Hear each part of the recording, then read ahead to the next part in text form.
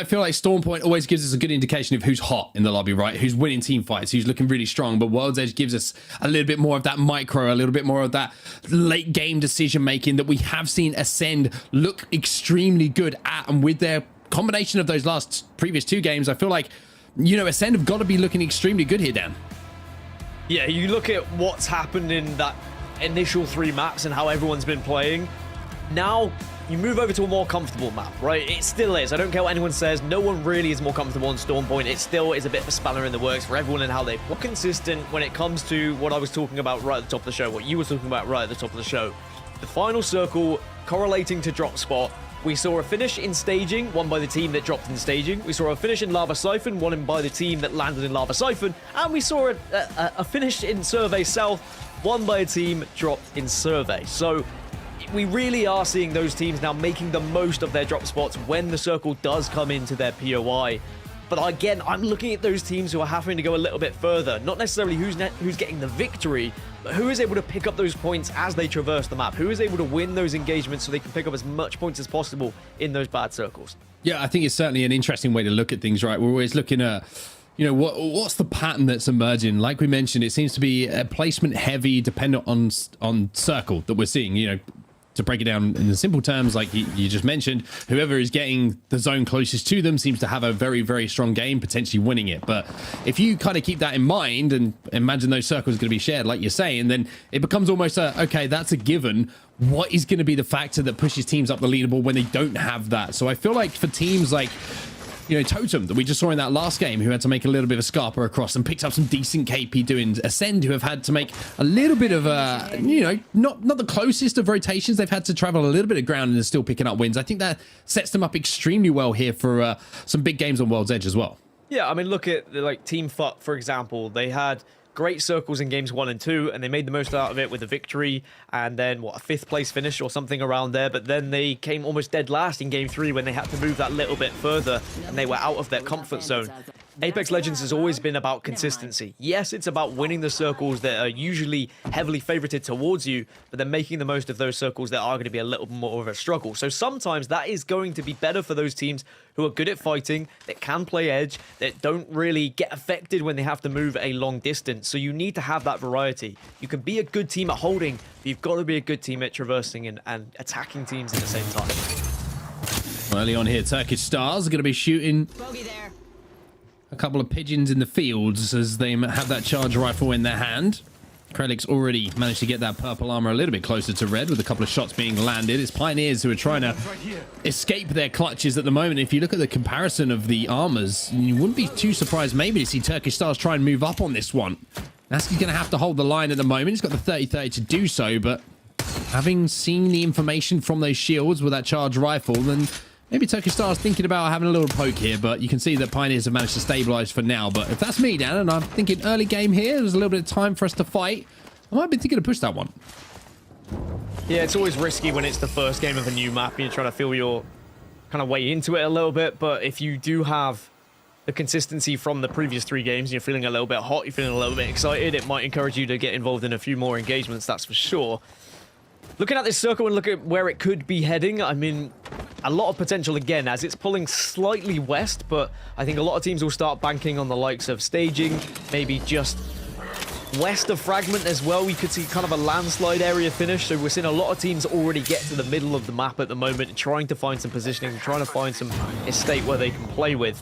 And then there's a few teams that are going to be very late to the party. Fire Beavers are still outside of the circle, FUT are still outside of the circle. It means that they can loot heavy and they can get some fantastic gear on board, but they're going to have a difficult journey when they do try and get into that circle.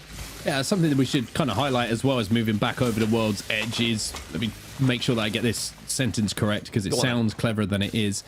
The end zones are feel algorithmically more different. See, I messed it up. Algorithmically different. The algorithms are different. The algorithms are different. Well done, thank you. To what we see, and they're a little bit less predictable. So you're going to have to see teams basically kind of hedge their bets on where they think it's going, but be prepared for another move if that circle does get a little bit funky and pull away. So you are going to see teams maybe not being able to have as much success with just getting a solid early spot and what you previously have seen, because you do see those bring pulls away where teams all of a sudden from plan A have to have that plan B and C in order to make their next move. So it's not as kind of cut and pasted, I would say, those end games as we've seen previously. We'd have obviously an indication of where the zone's going to go, but even a shift kind of 20 feet to the north when you've seen it pull south could completely throw a team's game off. It's why a lot of teams will have the priority positions they try and get. They will know, they will look at this first circle and they say, okay, these are the 3 areas where we need to be trying to get. What is the easiest one and what is the most likely that we will get a victory off the back of it if it pulls X, Y, or Z? There's all these calculations that a lot of coaches would have drilled into the teams. We're starting to see how important coaches are, even more so the further we get into Apex Legends. We're seeing changes of coaches through teams as well to try and get more chemistry, and basically just trying to find coaches that work even harder, because if you can strategize correctly, if you can find those positions and also try and outplay your opponents knowing what positions they would usually go for, it could be the difference between not just, winning a game, but also potentially getting all the way to playoffs and maybe even the championships. Algorithmically different. There we Nailed go. it. There we go. Cut and paste that in the rebroadcast onto what I said previously. But for now, for esports, you're completely right. I think coaches and analysts have certainly become almost, a must-have. And the level that we're seeing from teams and analysts really raises the game of Apex Legends to microseconds on decision-making, on how they want to play situations, what teams they can expect to play certain ways if they do see them nearby. And for esports, the only way they're going to be playing right now is vertically as they try and head towards Landslide, or maybe even a little bit more north towards Countdown. However, they've got to get across that open ground. We are going to see this zone start to close as well, as you can see on your screens at home, and it's going to be interesting to see exactly where that zone does start to pull. For now, for esports, a little bit of a risky position for them to land in, but kind of the only option available here. They can be shot from above, they can be shot from the sides, but they look like they're stabilizing for now. Yeah, and a lot of teams did start to bank on it being kind of around Landslide, if not northern so. There were a couple of teams down towards staging that are now having the unfortunate news that they are going to have to move very much further north and probably run into a lot of teams, because there is going to be a lot of alleyways that they have to go down where teams are probably already set up and ready for a little bit of a mugging. But FUT have been able to find a position, so that's good for them. They were looking a little bit iffy when they were on the outside. Teams that are going to struggle, Fire Beavers, I think, are slowly getting into the next circle, so they should be fine as I look in the map overhead. But GG, they are going to have to move up ever so slightly, but they should be okay with where they're currently ending up. I don't think there's going to be a team strictly holding them out as they arrive. It's more so when they get to the next circle after this one, where there could be a little bit more trouble.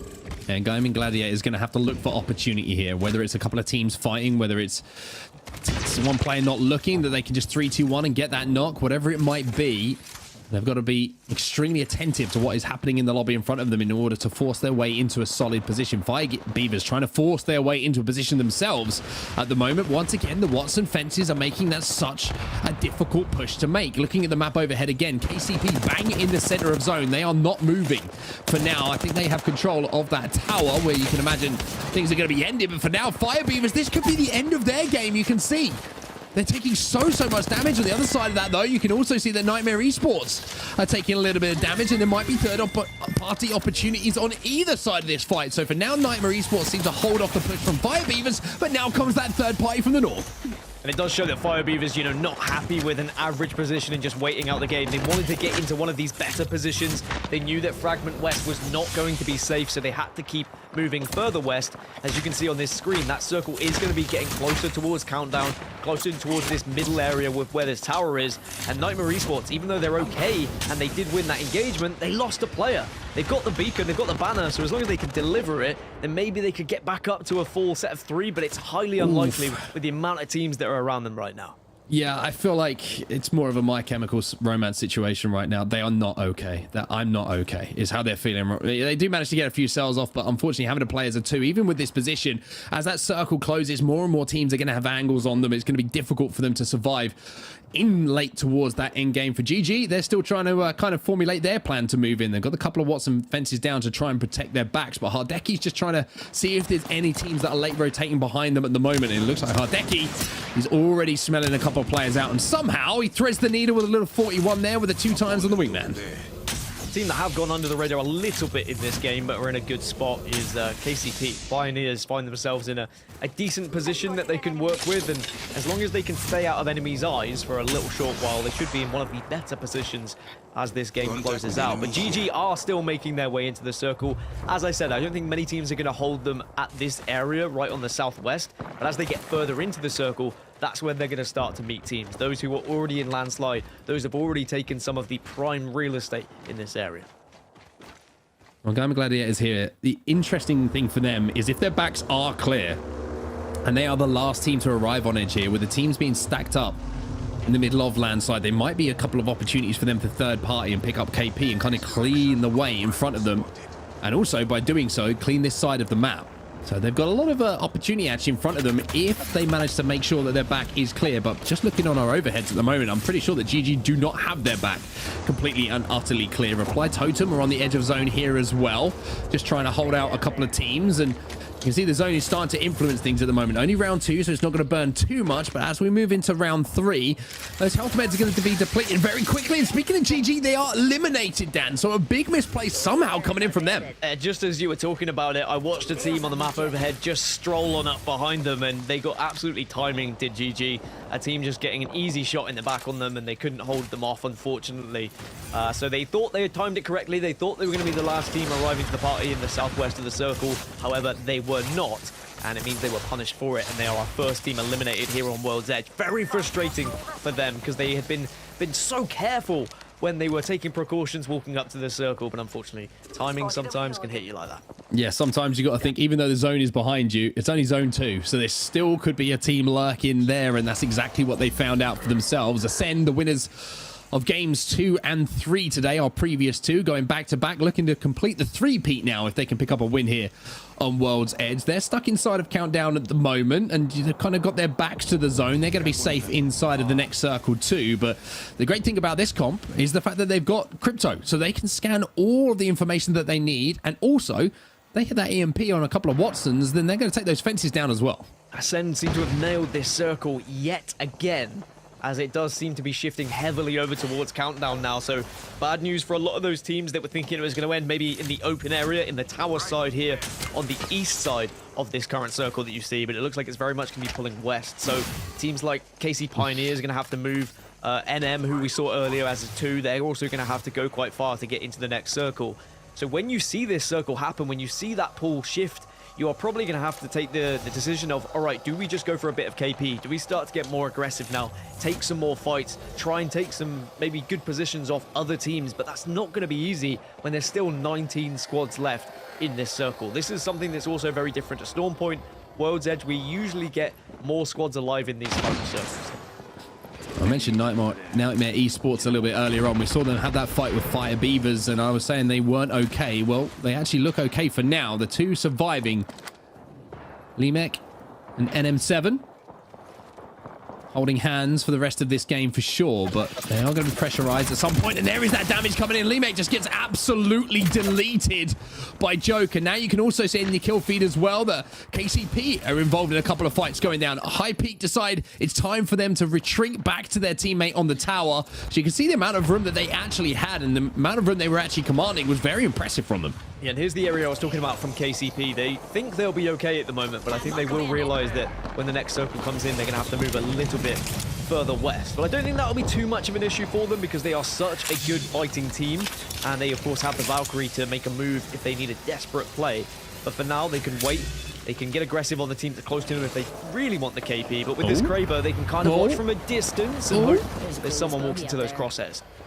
Probably wondering here why Strafe is deciding not to pull the trigger. Sometimes you don't want to get the information away that you have that Kraber. You want to wait for the perfect shot to create the opportunity for where you want to move. But sometimes when things line up, you got to pull the trigger. Fire Beaver's eliminated in the meantime, and Strafey just dishing out haircuts at this point, not removing any heads. SAF have lost one. Blast is the new addition.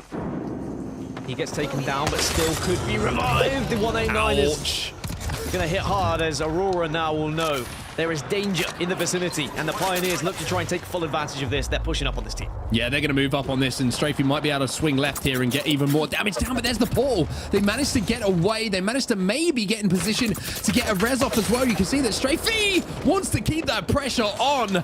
He does that with a body shot, and there's Nasky with the finish as well. Malawan taken down. Oh, and again, he's going just wild. Absolute ease when it's in the right hands, and he wants to try and find more as well. The shield can only save you for so long, and it doesn't matter in the end. Aurora eliminated in 18th. The Pioneers do take full advantage of that early knock, and unfortunately, Aurora just couldn't back off in time, couldn't get that res to work.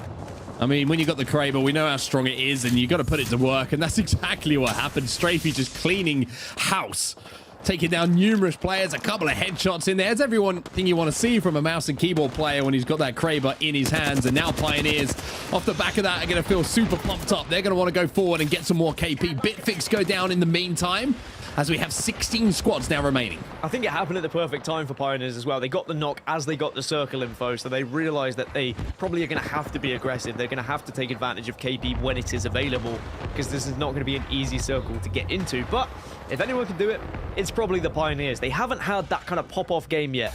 There's so much expectation, I think, on this Pioneers roster after how they've been performing in scrims. So now is a good time to try and execute and to show why you could still win this week. As it just seems like the Kraber hitting every headshot right now today. It's like an episode of Oprah. You get a Kraber, you get a Kraber, you get a headshot. And at the moment, Blast has found himself with the big red gun on his screen as well. There's another 140, and at the moment, it is not safe here on World's Edge. You stand anywhere, then there's a pretty good chance you're going to get hit by one of these big bullets from the big gun.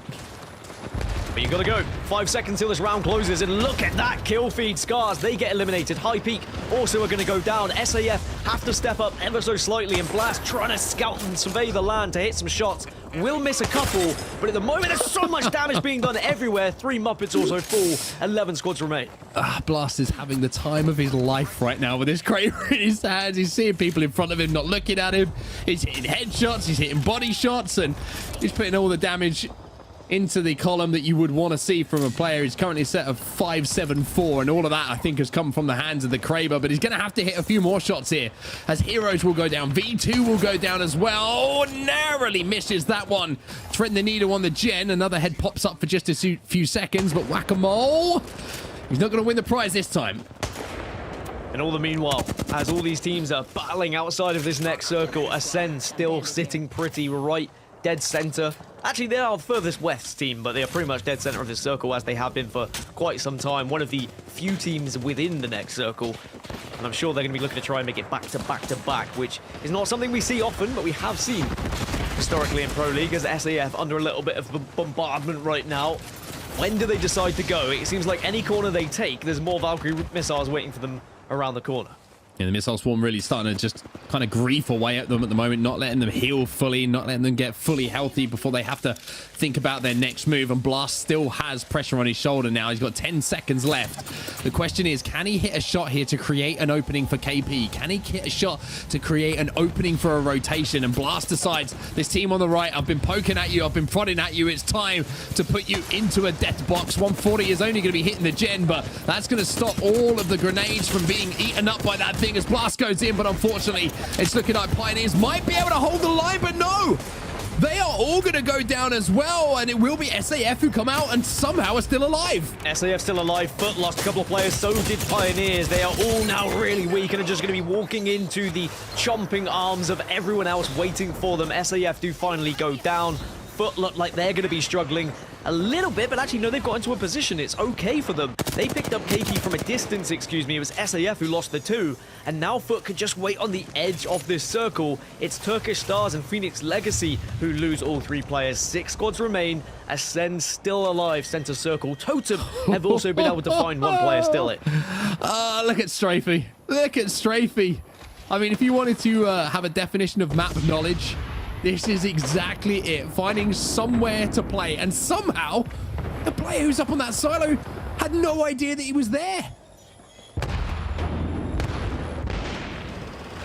It's almost like Strafey is the beaming light in all of our lives, as he shines down on everyone below and tries to get some extra placement points here for the Pioneers into the top 5. But elsewhere, actual gunfights happening for Esports still alive at the moment.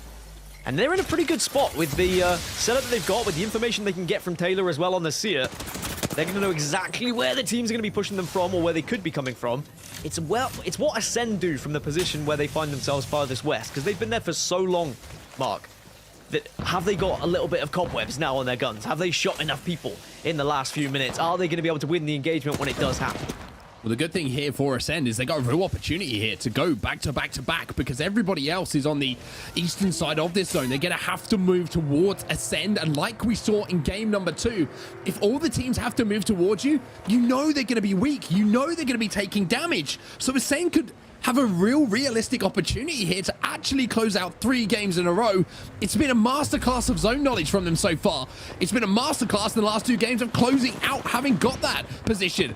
The question is, can they do it again here? If they can, you have to feel like maybe they've got this week ramped up. Oh, it's not just zone position, isn't it? Like, we've seen the amount of gun skill from them as well. They've been getting it done, but Esports do get eliminated in the end. It was a little bit too much for them to try and push through that chokehold. Forge are still alive, and they are going to be above. I think that's Strafey. Yep, no, it's not. Gamewood actually are going to get eliminated here. So 3 squads remaining, and I think Strafey is still one of them. So this is a 3v3 versus 1. Yeah, Strafey's a problem here. They do not know where he is. Forge looking down at Ascend in the straight 3v3, and while all this is going down, Strafey is just waiting for the opportunity to strike. A couple of knocks on either side here, and Strafey can reintroduce himself to this fight. EMP going to be used. Grenades going to go down as well. They are going to be burning. They are going to be frying. And now they have to make their move. So Ascend now get that first knock. Ro will fall. Kashira will move in as well. But where is that solo player? Now he introduces himself. It's Strafey who's going to be able to get into a position. It's 2 players alive here for Ascend. And it looks like maybe Strafey has decided that the last thing he wants to do is cause some problems. He's got a 1v1 on top, but he can't win it. Ascend will win back-to-back games here. They are looking dominant. Such good map knowledge from Ascend. Great rotation, great positioning as they saw those circles start to get closer towards them.